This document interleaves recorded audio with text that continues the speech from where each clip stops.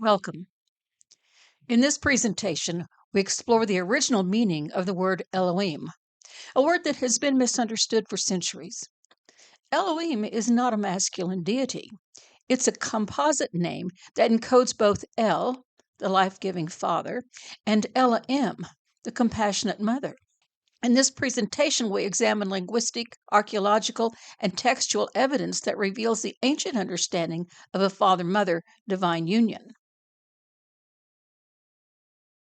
We'll examine Hebrew grammar, the morphology of Elohim, Near Eastern parallels, internal biblical double readings, evidence from Second Temple Judaism, and how all of these converge on a single truth.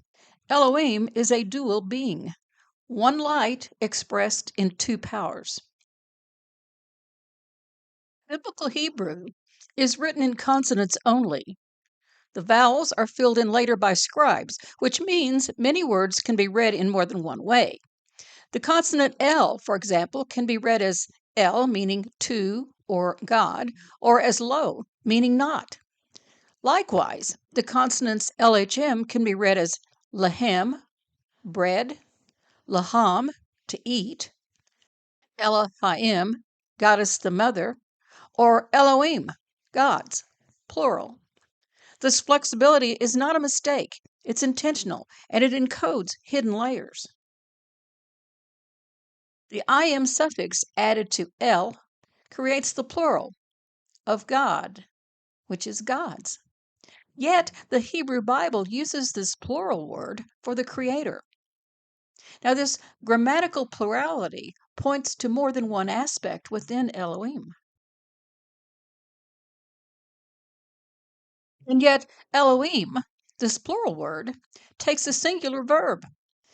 This paradox exists only where the subject is a composite being. So El and Ella act as one, sharing a single light, performing one action through two united actors. Mixed singular and plural grammar is extremely rare. It appears only in composite or multi-aspect beings. Thus, the grammar tells us Elohim is not one or the other. Elohim is a union of El and Ella. In the ancient Near East, the divine world was always structured as father and mother. El, the father god, and Elat, or Ella, the mother goddess. Israel inherited this structure even when later editors try to suppress it. One of the clearest pieces of evidence comes from an 8th century BCE site in the Sinai. Inscriptions here explicitly reference Yahweh and his Asherah. This is a father-mother divine pair preserved in stone, and there are many other examples.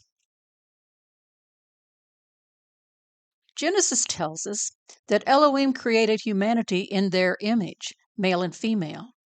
This is not a metaphor. The divine image is male-female unity, and humanity reflects the Elohim duality. In Hebrew, ruach, the spirit or wind, is grammatically feminine. The spirit is not subordinate. She is the breath of life. Rachel, whose name encodes ruach plus El, carries the imprint of the mother. Rachel was the baker in Genesis, and Rachel mirrors the divine feminine. Bread is a symbol of life, nourishment, and compassion. Genesis places the feminine life giver at the center of the story from the beginning. Philo of Alexandria lived and wrote during the era of Jesus and Mary Magdalene.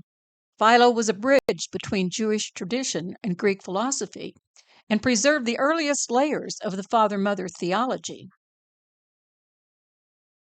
Philo teaches that the Logos is the visible expression of the invisible mind, the unified energy that encompasses both El, the power, and Elohim, the wisdom and compassion. The Logos flows from the eternal source and carries both aspects within the Elohim unity.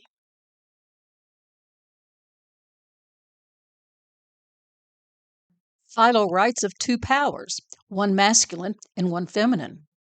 The Nazarene reading of Genesis 1:1 supports this through the consonantal phrase, Bar Ish et Abor Elohim. Translated, Son of Man, Father Light, Goddess the Mother.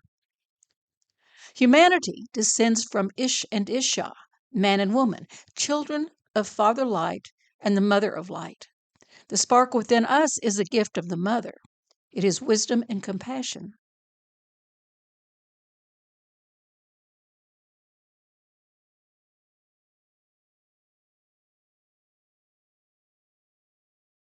Elohim is not singular. Elohim is one light expressed through two powers, El and Elohim.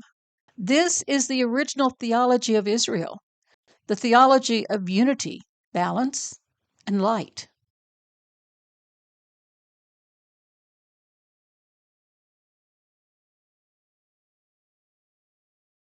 If you want to explore this further, these books offer the full historical, linguistic, and theological foundations behind this presentation. Thank you for joining me.